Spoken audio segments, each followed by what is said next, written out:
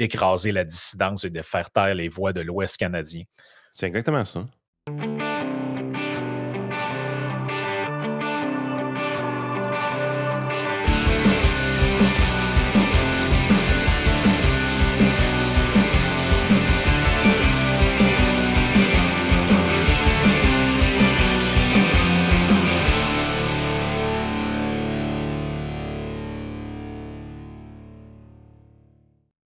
Hey, bienvenue dans ton Yann et Frank. Aujourd'hui, procès Tamara Lynch.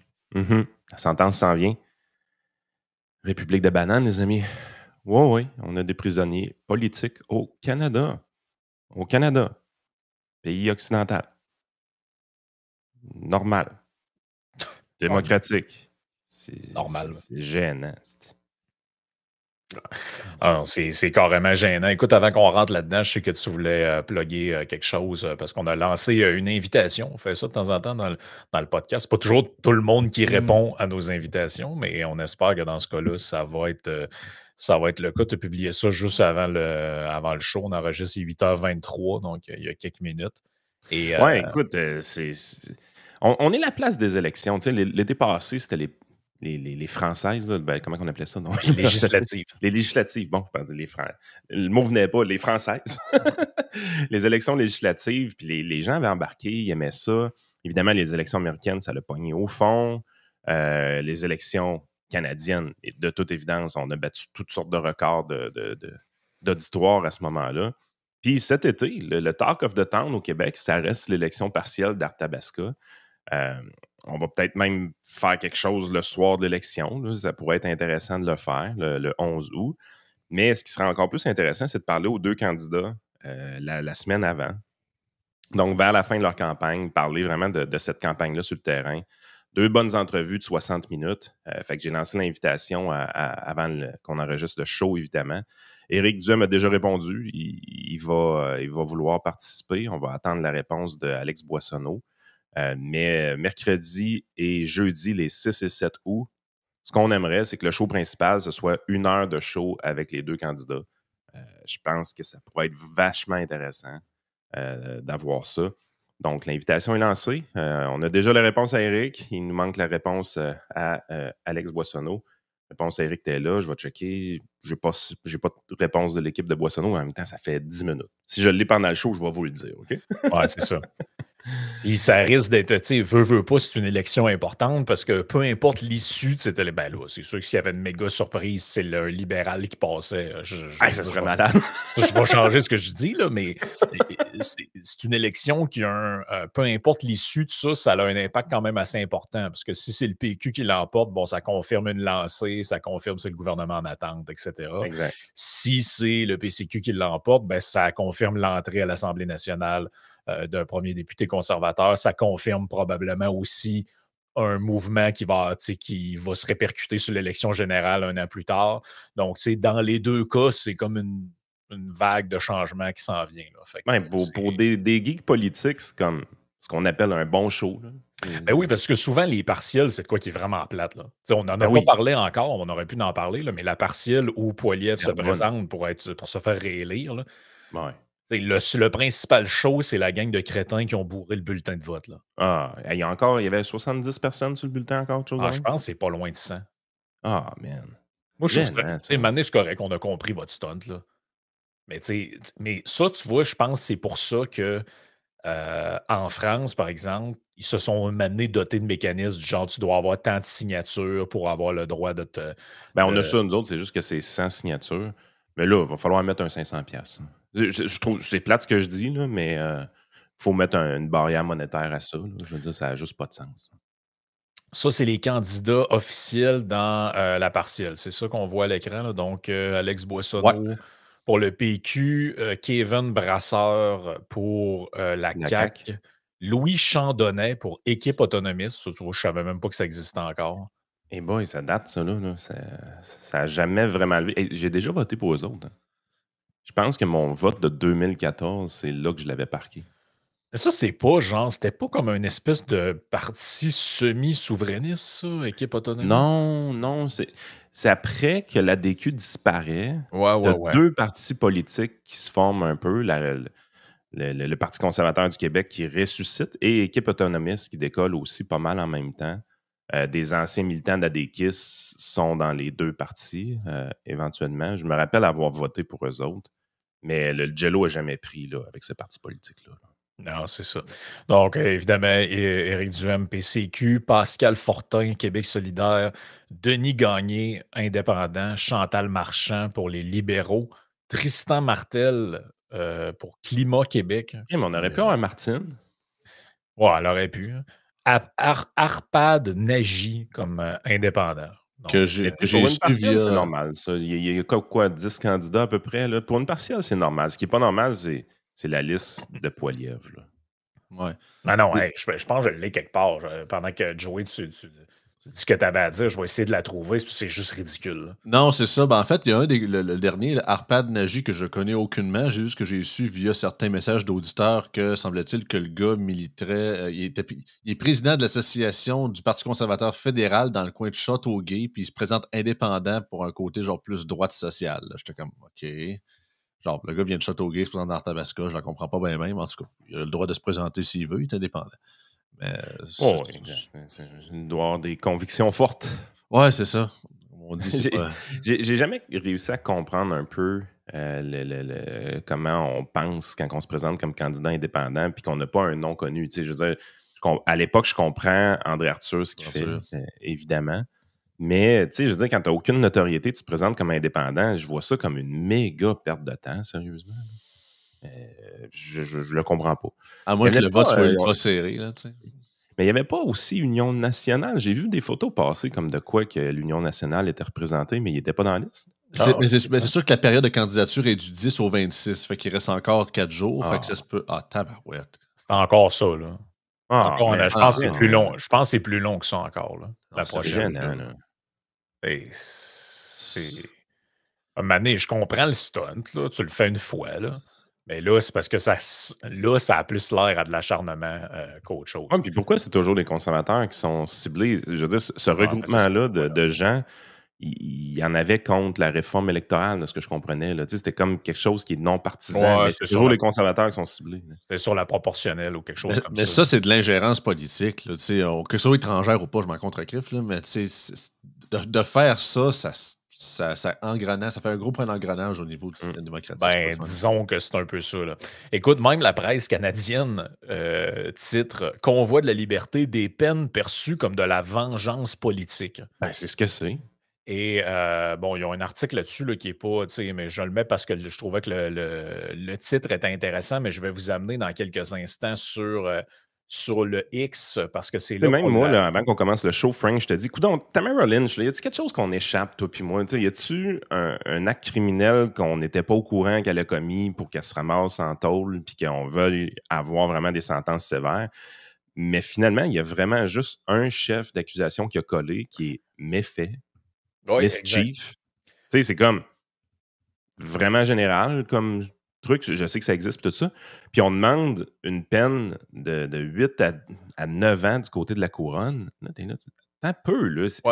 C'est quoi la patente, là? Donc, elle l'écrit elle-même sur son compte X. Nous avons appris hier soir que la couronne a soumis ses documents à nos équipes juridiques pour notre prochaine audience de détermination de la peine, donc qui va avoir lieu dans les prochains jours. Il demande une peine de 7 ans de prison pour moi et 8 ans pour Chris Barber, qui était son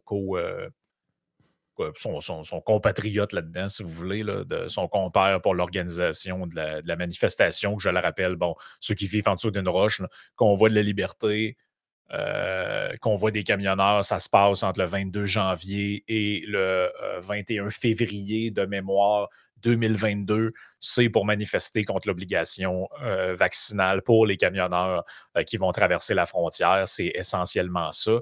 C'est reconnu coupable devant jury. Un chef d'entrave, Mischief, son implication dans le blocage des routes et la perturbation des activités quotidiennes ainsi que le commerce a été jugé illégal. Mais là, t'organises une manifestation, là, puis tu peux ramasser 8 ans de prison. Là. C'est au Zimbabwe, moi, là, sacrément, là? Ah non, c'est ridicule. Et là, elle dit, j'ai pas encore vu leurs documents, mais j'espère les recevoir aujourd'hui pour pouvoir fournir plus de détails. Avec ça, nous sommes en direction de l'Est et en route vers Ottawa. Et là, il y a plusieurs commentaires que j'ai gardés. Je vais vous les montrer. Donc, celui de Brian que j'ai trouvé très bon. Puis on va y venir à son exemple, là.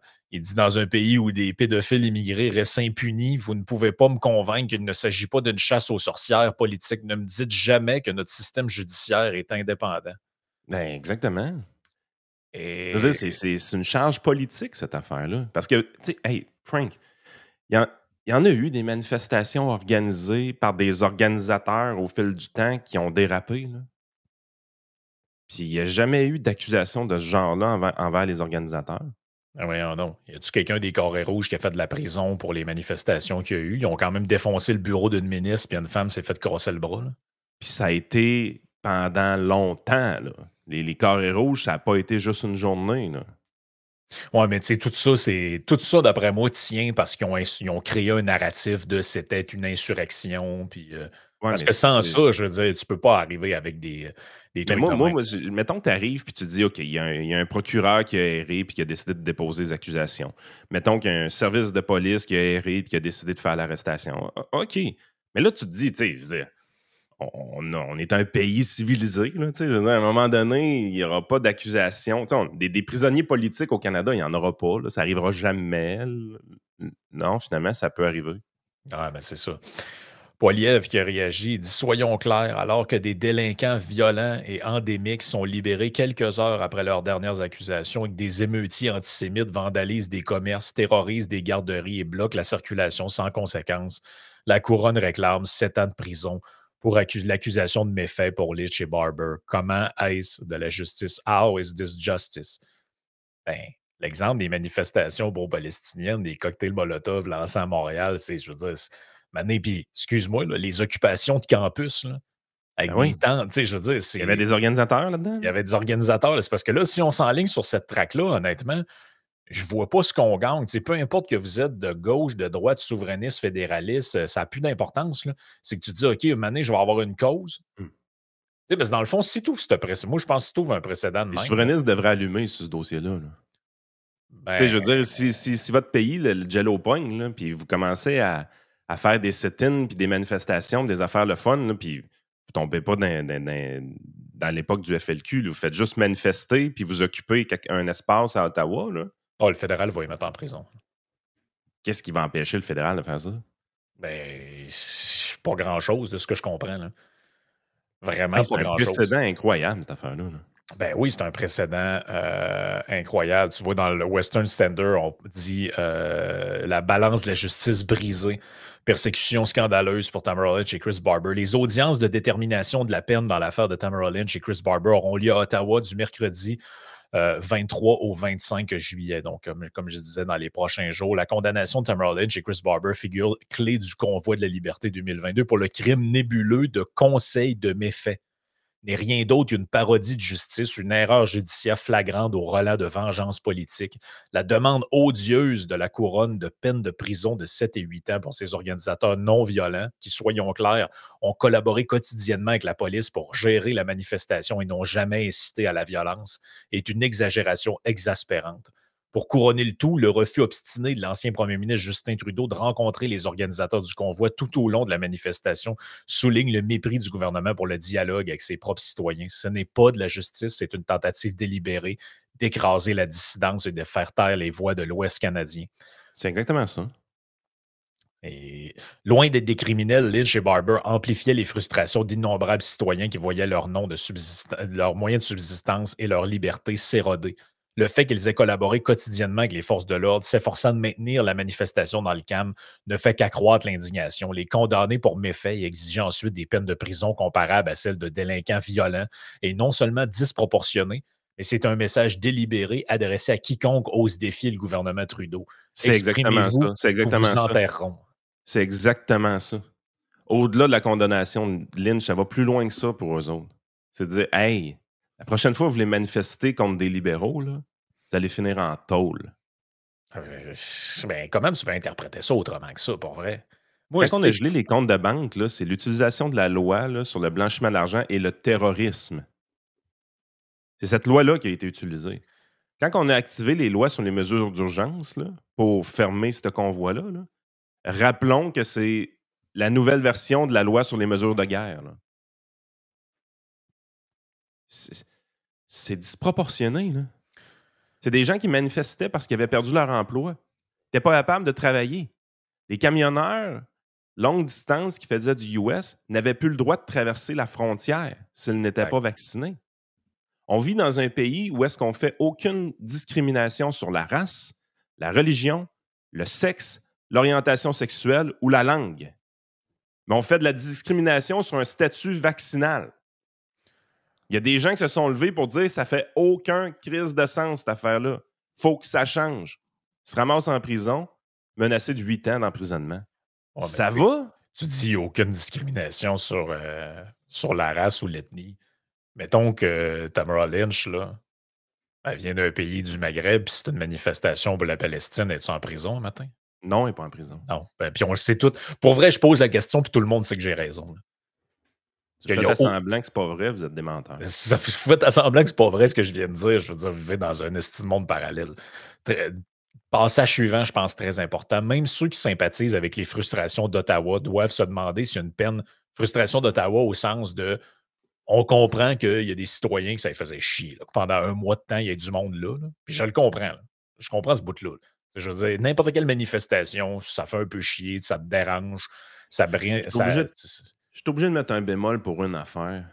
C'est que Christy, c'est en avant du Parlement. C'est là que ça va se passer si à un moment donné, il y a une grosse manifestation. Là, c'est là que ça va se passer. Je veux dire, à un moment donné, si le devant du Parlement, tu ne peux pas l'utiliser pour manifester, ça ne fonctionne pas. Là. Oui, mais je veux dire que ça a quand même fait chier le monde dans la ville au sens où ça paralyse les activités de plein d'affaires. Puis bon, tu essaies de te rendre quelque part, puis il y a du trafic. Mais il bénéficie du fait d'être à côté du Parlement 95% du temps. Mais 5% du temps, il va y avoir des manifestations. Deal with it. Je comprends totalement. Et je veux dire, il y a quand même du monde qui sont sensibles à cette dimension-là. Mais là, ils disent, on doit se demander si une peine de près de 10 ans de prison pour avoir dirigé une manifestation non violente est une forme de justice ou une simple vengeance mesquine. La condamnation pour méfait est en elle-même un prétexte fragile, un tour de passe-passe juridique destiné à criminaliser la manifestation. Conseiller à commettre un méfait. Le terme ressemble à un fourre-tout, soit une arme vague pour punir ceux qui osent perturber le discours soigneusement élaboré du gouvernement. C'est exactement ça. La coopération de Lynch et Barber avec la police contredit directement l'idée qu'ils aient orchestré le chaos. Pourtant, la couronne, enhardie par le refus de Trudeau de s'asseoir à la table des négociations avec le convoi, réclame maintenant des peines qui condamneraient ces organisateurs à des années d'emprisonnement. Des années pour avoir exercé leur droit de manifester. Il ne s'agit pas ici de responsabilité, mais d'envoyer un message effrayant à tous les Canadiens qui envisageraient d'élever la voix contre l'État. Puis le deux poids, deux mesures est plus que flagrant. On se tape des manifestations de syndicalistes sans arrêt, des manifestations d'environnementalistes sans arrêt, des manifestations contre la brutalité policière sans arrêt, des manifestations contre Israël sans arrêt. Il y en a tout le temps.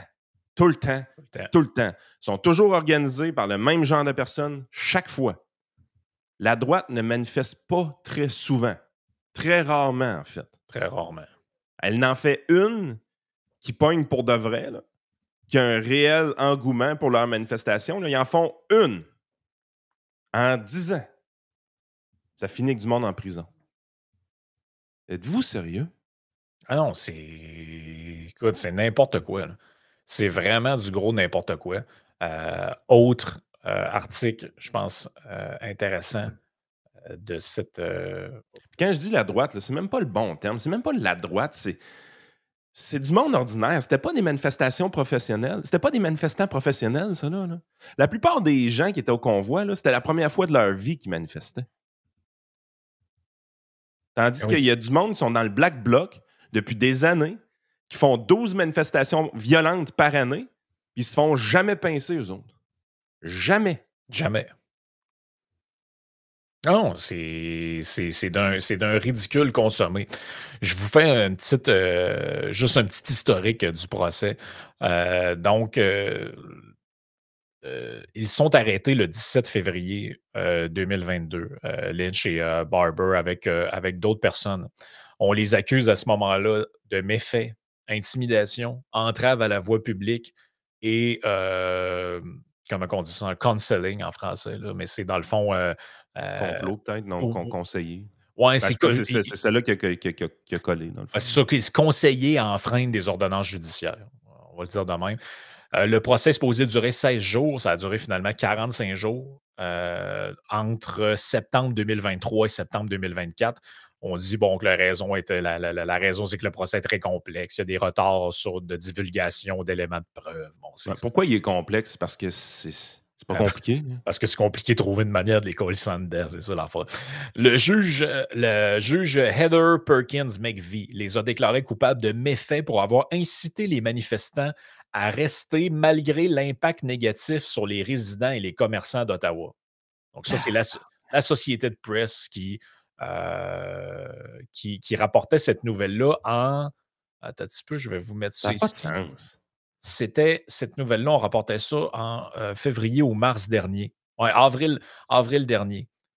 Canada Truckers Protest Organization found guilty of mischief.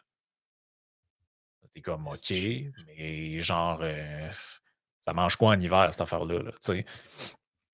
Barber a également été reconnu coupable de conseil pour enfreindre une injonction interdisant les klaxons. D'où l'idée que lui aurait 8 et elle 7. Ils ont été acquittés des accusations d'intimidation, d'obstruction et de conseil à l'obstruction, mais c'est le méfait qui est retenu. Le gars va être en prison pour 8 ans. Là. À côté de lui, il va y avoir un pédophile qui est là pour 8 mois. Là. On va dire, c'est quoi tu faisais? Toi, moi, on regardait des photos de petits garçons tout nus. OK, toi, c'est quoi tu faisais? J'ai conseillé des gens à klaxonner malgré une injonction. Oui, c'est ça. J'ai conseillé des gens à klaxonner, puis ça a micro-agressé les citoyens locaux. C'est malade. Si on compare ça avec d'autres, parce qu'il y a d'autres personnes qui étaient impliquées dans le convoi, qu'est-ce qui est arrivé avec eux autres? Parce que moi, c'est ça que j'essaie de comprendre. C'est eu Pat King, dans le fond? Pat King, t'en as d'autres qu'on connaît moins, là. Christine Decker, Stephen Vardy, Ben Spicer, Evan Blackman, donc d'autres manifestants du convoi, majoritairement défendus par le Centre des libertés juridiques, ont vu leurs charges abandonnées ou carrément des acquittements, même pour méfaits, faute de preuves solides. En raison d'arrestations souvent illégales ou qu'on disait qu'il y avait des problèmes de procédure judiciaire. Pat King, lui, a été reconnu coupable en novembre 2024 de mischief, lui également, conseil à enfreindre une ordonnance. Par contre, lui, sa condamnation, c'est 3 mois d'assignation à résidence après déduction du temps et 100 heures de service communautaire. C'est déjà trop. Mais c'est parce que tu vois qu'il vise clairement la tête, là. Ils visent la tête du mouvement. Si les autres sont soit acquittés ou 3 mois d'assignation à travaux. Là. Si on fait des comparatifs, mettons, historiques, Miles Sanderson, là, je vais dans des trucs très deep, OK? Là. Lui, on assume qu'il est impliqué dans un genre de massacre qu'il y a eu dans la Nation Crie de James Smith, septembre 2022. Il serait responsable, il est accusé d'être responsable de 10 meurtres. Et, lui incité au meurtre, quand même. Ouais, il y avait 125 accusations de violation de ses libertés conditionnelles, bon, avant ces événements-là. Et finalement, on ne sait pas trop ce qui est arrivé, mais il n'a pas fait de prison. Il n'y avait pas assez d'éléments de preuve, tout ça. Randall McKenzie, accusé de meurtre de l'agent de police Greg Pirchala en décembre 2022, malgré des antécédents en matière d'armes et d'agression, il a été libéré sous conditions minimalistes, alors qu'il était considéré comme un risque important. Qu'est-ce que j'ai d'autre? Je regarde des exemples. On en a un puis un autre. John Leonard McCann, Nova Scotia 2014, condamné pour avoir orchestré l'enlèvement et le viol d'un adolescent de 16 ans. La victime avait été aveuglée, enchaînée et soumise à une agression. Il a été condamné à 2 ans de prison. Ben voyons donc. Est-ce que les gens comprennent là, à quel point ce pays-là est sauté sur le crinque? Ça va. Puis là, Oui. les séparatistes qui sont là, puis ils disent « Ah, vous voyez, c'est une bonne raison de séparer. » Vous pensez vraiment que ça serait mieux au Québec, là? Êtes-vous sérieux? Est-ce on doit être ceux-là qui...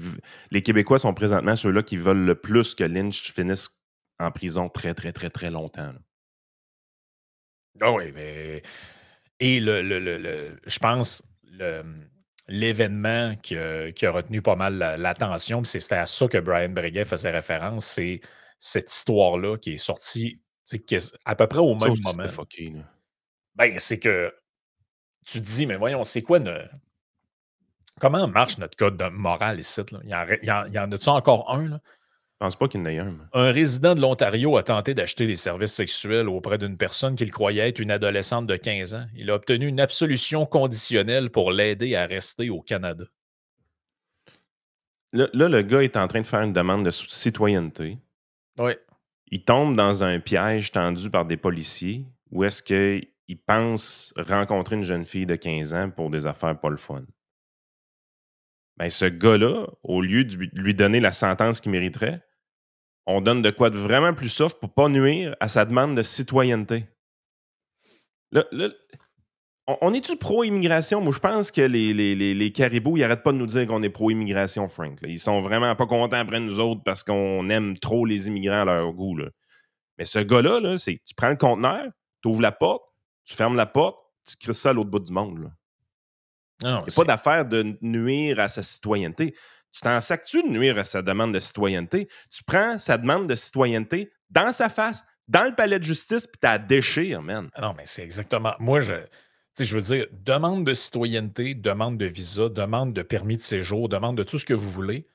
Ça devrait être conditionnel à un comportement, mais exemplaire. Là. Ben oui. Exemplaire. Là. Je suis prêt à te tolérer que tu as grillé un feu rouge, là, mais c'est tout. Là. That's it. Exemplaire. Vol, crime, puis là, regarde, là, on est rendu dans les crimes graves. Là. Crime sexuel. C'est crime sexuel à cas pédophilie. Là. Hey, Tu retourne ça je chez veux eux. dire, Chris, t'as pas d'affaires chez nous. Là. C'est tout. Là. En décembre 2023, Askumar Khan, 30 ans, en tout cas plus ou moins 30 ans, a commis l'erreur d'organiser des relations sexuelles avec une jeune fille de 15 ans. Mais tu sais, pourquoi la police le piégeait en faisant ça? C'est parce qu'il y avait déjà l'œil dessus pour d'autres choses. Là. Ben oui. Moi, je m'en vais pas au dépanneur, puis il y a une police qui m'attendait. Là. Tu sais, je veux dire, ça, quand ça t'arrive, un truc de même, c'est parce que tu es surveillé par les forces de l'ordre et ils savent que tu fais ça. Là. Puis ils n'ont probablement pas assez de preuves pour t'accuser de quelque chose d'autre. Fait qu'ils s'organisent pour avoir la preuve de te pogner pour quelque chose. Sauf qu'une fois rendu sur place, la jeune fille de 15 ans s'est avérée être un policier. Il est arrêté à l'hôtel avec 140 pièces en liquide. On se demande non. Voyons, man! Cependant, ces actes ne seront pas retenus contre lui, notamment grâce à son statut d'immigration. Le 25 juin, Kant a été condamné à une absolution conditionnelle pour acte indécent. Il sera assigné à résidence pendant 3 mois, période durant laquelle il pourra faire ses courses 3 heures chaque dimanche, assister à des offices religieux. Ben oui, assister à des offices. Évidemment. Ben oui, évidemment. On est au Canada ici, là. Le gars, il est en prison à domicile, mais il faudrait quand même qu'il puisse aller à la mosquée, tu comprends? Là? Et voyons. Se rendre à des rendez-vous médicaux et se rendre au travail. Il sera ensuite mis en probation pendant 12 mois. La question de savoir si l'Ontario interjectera en appel J'espère. reste ouverte car la province ne dévoilera son plan qu'après le 25 juillet. Pourquoi une peine aussi légère? Cela s'explique en partie par le fait qu'il a plaidé coupable à une infraction moins grave. La police de Peel a déclaré au poste avoir initialement accusé Kant d'avoir obtenu des services sexuels contre une rémunération d'une personne de moins de 18 ans.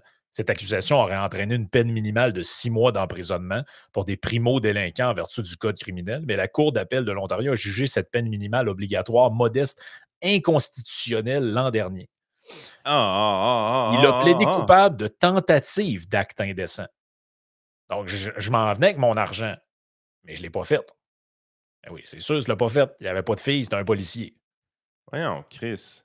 Une peine passible de 2 ans de prison. Les procureurs ont requis 90 jours de prison, mais ils n'ont pas obtenu gain de cause. En grande partie parce que l'accusé n'était pas citoyen américain. Originaire de l'État indien de Gujarat, Kant est arrivé au Canada en 2019 pour poursuivre ses études, notamment une maîtrise en génie.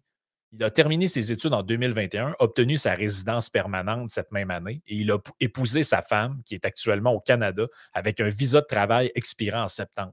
Ce choix était une considération importante pour le juge Paul Thomas O'Mara, qui a rejoint la Cour de justice de l'Ontario sous l'administration de Kathleen Vine. Monsieur Kant est un résident permanent qui souhaite obtenir la citoyenneté canadienne et un permis d'exercice professionnel, a écrit le juge. Une condamnation non seulement retarderait de 4 ans sa citoyenneté, mais pourrait également l'empêcher de parrainer sa femme et d'obtenir son permis d'ingénieur. Je m'en calisse-tu, man? Mais comment quelqu'un peut écrire un affaire de même, pour vrai? Le juge a écrit ça, là? Ah oui, écrit le juge. Ses conséquences en matière C'est bien d'immigration et de carrière. dégueulasse. Hey, ses conséquences en matière d'immigration et de carrière sont bien plus graves que celles subies par un délinquant dans une affaire similaire antérieure qui était citoyen canadien et ne présentait pas de telles vulnérabilités. Ouais, mais y a-tu quelqu'un qui. Le gars qui écrit ça, il est-tu au courant que le gars s'en allait solliciter les services d'une prostituée mineure, qu'il était surveillé par la police pour ce type de comportement-là? Parce que sinon, ça ne serait jamais arrivé. Dans combien de temps il se retrouve dans les médias encore, ce gars-là? Bah, écoute, Une affaire de mois, là? by the way, sa femme, c'est encore sa femme, là, un coup qu'elle a vu dans le journal et qu'elle allait rejoindre des filles de 15 ans au dépanneur, avec de l'argent? Je sais pas, là. Moi, si c'était mon mari, il n'y aurait plus de couple, là. Mais Le là, Canada, c'est dans ce pays-là qu'on vit. Tu as des gens de prédateurs de même. Oh, regarde, là, ça pourrait y nuire à son dossier. Elle beaux up! Elle bosse up. Tamara Lynch, pensez-vous que ça n'a pas nuit à son dossier, puis ses aspirations de carrière, puis ses affaires, ce truc-là? Pourquoi je suis pas surpris que c'est un libéral qui a nommé ce juge-là? Pourquoi je suis pas surpris? Hey, Kant aurait reçu une peine plus lourde s'il était Canadien. C'est pourquoi cette pratique de discrimination de la peine est si profondément injuste. OK, si ça avait été un blanc Canadien, là, il y aurait définitivement eu une peine plus lourde. Ben, c'est facilement 2 ans de prison. C'est ce qu'ils disent. Sauf que le juge dit, ben, on va juste donner une absolution conditionnelle avec une probation de 12 mois parce que la peine, c'est déjà que ça va y causer des problèmes pour OK. faire venir sa femme. C'est que là, la discrimination positive en emploi, on trouve ça cave, là, le DEI, là, puis ça a été dénoncé rien qu'en masse sur le podcast ici. Là. Ça, c'est du DEI judiciaire. C'est son Man, next level. DEI judiciaire, qu'est-ce que vous faites là?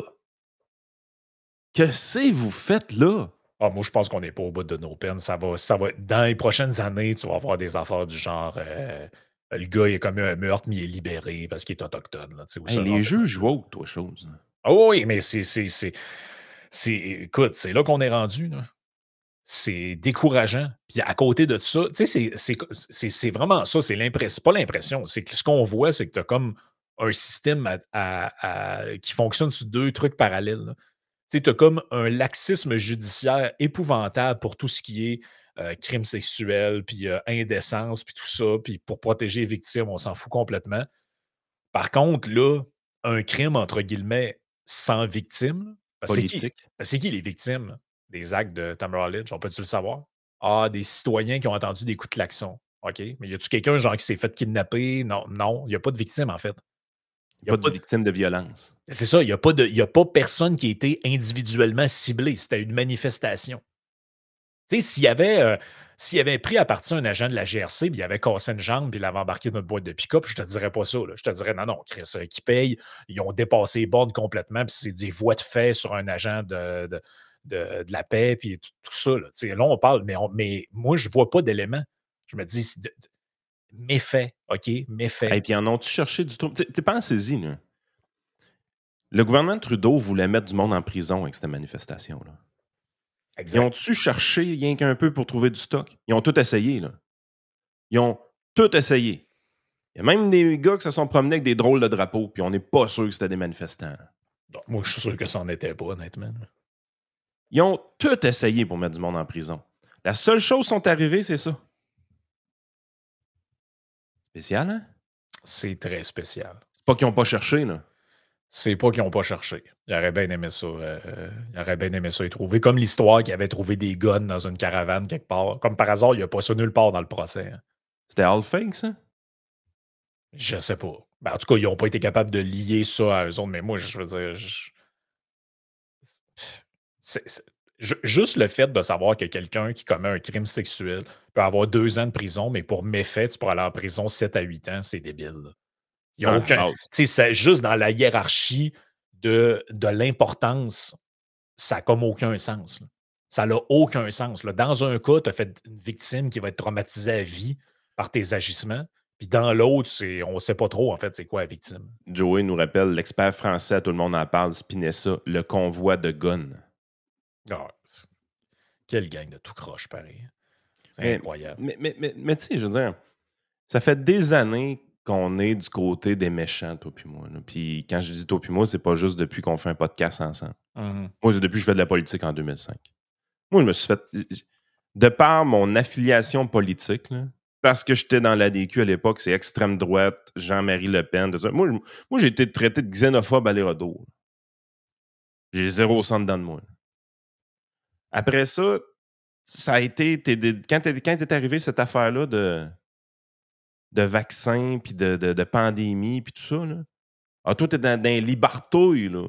Toi, t'es un Ouais. libartouille. Alors que tout ce qu'on faisait, c'était de rappeler aux gens qu'il y a des règles du jeu, puis que les droits et libertés des gens sont importants, puis le droit de manifester, c'est correct, puis il n'y a pas de problème. Puis, rappelle-toi, moi, quand il y a eu un gars qui a pissé sa tombe du soldat inconnu, j'ai dit « crise de cave ». Ça, ce que tu fais là, c'est vraiment épais, mon homme. Mais tu sais, c'est un élément dans tout ça. Là. Je veux dire, ça l'est probablement fait dire aussi. Là. Les gars qui ont bloqué Windsor, j'ai dit ça, c'est pas intelligent. Là. Tu bloques le commerce international entre le Canada et les États-Unis. C'est Non. pas intelligent. Faites pas ça. Puis, tu sais, si tu me disais demain matin que le gars ou la fille qui ont organisé le campement de la Palestine sur McGill ou je sais pas trop, ou Concordia, que le gars est condamné à 7 ans de prison, je te dirais, ouais, c'est un peu fort. Là. On peut savoir c'est quoi son crime comme tel, ce gars-là? Là? Alex Boissonneau était à la tête d'une organisation qui voulait faire un événement terroriste au sommet des Amériques. Il a fait de la prison. 40 jours. Puis, ça Il y avait des armes, là. Ça n'a pas été fait, il prévoyait de. Tu sais. Mais ça a été 40 jours. Là. Il y avait des armes, puis c'était l'organisation d'une manifestation violente qui avait pour but de blesser des policiers. C'était pas ça le convoi là, de la liberté. Là. Il a fait 40 jours de prison. Là. Hum. On Non, accuse Lynch puis on veut une sentence de 7 ans. non, c'est malade. Moi, je comprends. Honnêtement, si quelqu'un est avocat et comprend mieux que nous autres, c'est quoi cette affaire-là, on va être bien content de l'entendre. Là, mais moi, je trouve que c'est cousu de fil blanc, cette affaire-là. Ça ne tient pas de bout. 7 ans, 8 ans pour méfaits. Quand tu regardes, il y a des abuseurs, des meurtriers, puis tout ça font moins de temps. Tu te dis, voyons, ça n'a pas de sens. Là. Ça n'a juste aucun sens. Là. Sur ça, écoute, on va passer à la partie Patreon. J'en profite en passant pour remercier tous nos commanditaires. Donc, la gang de Barbecue Québec. Je suis allé voir en fin de semaine sur leur site web. Ils ont tellement d'affaires. Je cherchais une espèce de grille pour mettre par-dessus mon pit à feu pour faire cuire de la bouffe. Puis, ils ont vraiment tout ce qu'il faut.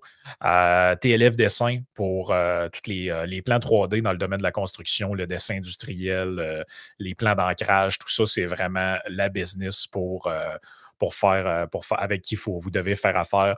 Ready for Canada pour si vous avez des problèmes avec vos papiers, puis justement, vous êtes en processus de faire une demande pour votre citoyenneté ou résidence permanente, ou si vous avez des employés issus de l'immigration, vous avez un problème, bien, contactez une équipe de pros, ils vont pouvoir vous dire si vous répondez aux critères.